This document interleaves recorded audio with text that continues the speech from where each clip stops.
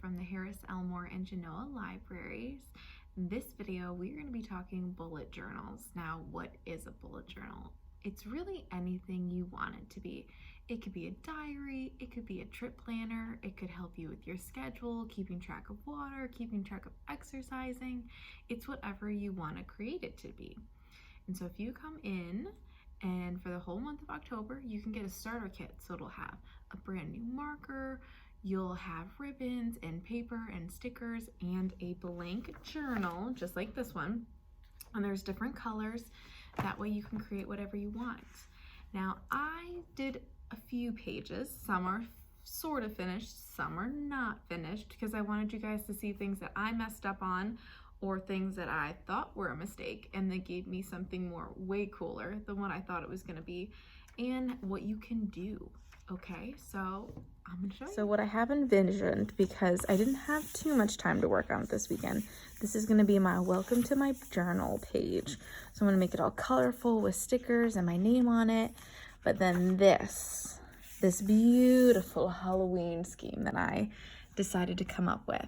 So originally, I took my ruler and I measured out everything accordingly. So everything's an inch by inch, because originally I was going to make it the month of October and I was going to put a little monster that I had made right here.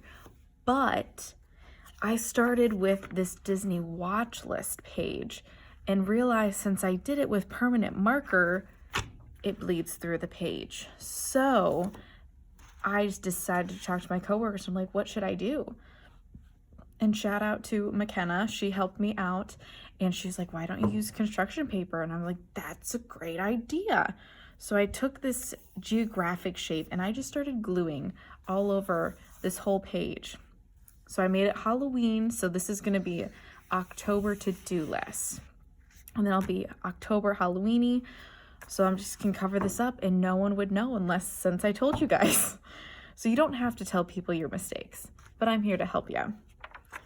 So then I started on this watch list, as you know, and I don't know if you can tell, but I also measured out as well with these lines, and I traced and made these boxes and then traced them in permanent marker. But things are a little bit different here at the top, because I made a mistake. So I ended up spelling Sleeping Beauty wrong. Don't ask me how I did it. I couldn't tell you. And I also started to write 101 Dalmatians and was not thinking and wrote the number 100 instead of 101. So what you can do, like you see here, because I also put an and. The movie is The Sword in the Stone, not The Sword in the Stone. It was a mess. So I decided to print out the title of the movie to cover up my mistake here for my list of movies that I've watched. And then I thought it'd be clever to print out The Sword in the Stone to cover my and mistake, which I actually kind of like it. I think it was quite clever and it was easy to hide unless you want to keep that mistake there. Totally up to you. But as you can tell, I do love Disney and I've been wanting to watch a bunch of them for a while now. So it's pretty cool to keep a list. I've only done 2 in a row, so I have plenty more, but it'll be fun. And since I found out that the bleeding pages are an issue, on the next page, I did the same thing, except I have a little bit of a creative idea. So instead of sticking with bigger panels of shapes, I went with smaller ones to create a blue sky.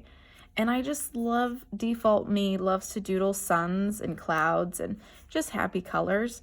So I decided that I'd use the blue as a sky, make a sun and a cloud as the cloud rolls away. And I'm gonna put here a little tower like Rapunzel does, since this is still part of my Disney watch list. And I left this page the way it is with the pencil.